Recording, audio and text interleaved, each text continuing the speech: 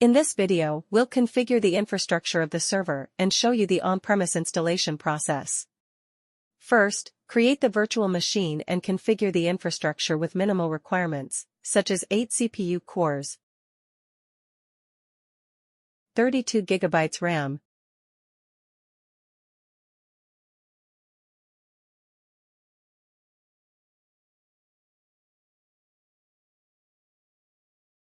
(1 TB of storage, and 2 network adapters. There is one adapter for network scanning, VLAN scanning, and honeypot, and the second adapter is for the port mirror for the intrusion detection system engine.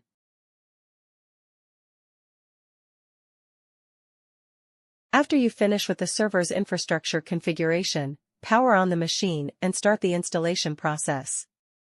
The installation process will be at least 10 minutes. At the end, you should press the enter button, and the system will restart itself.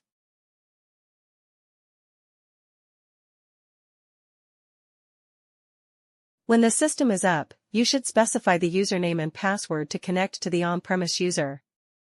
You can take the credentials from the delivery.pdf file. After we log in, we'll type the setup command to start the basic network configuration of configuring a static IP address to the on-premise server and configure the default gateway. Furthermore, to check the port mirror at the second adapter, you should execute the tcdump ith1 command and see if packets appear in the output.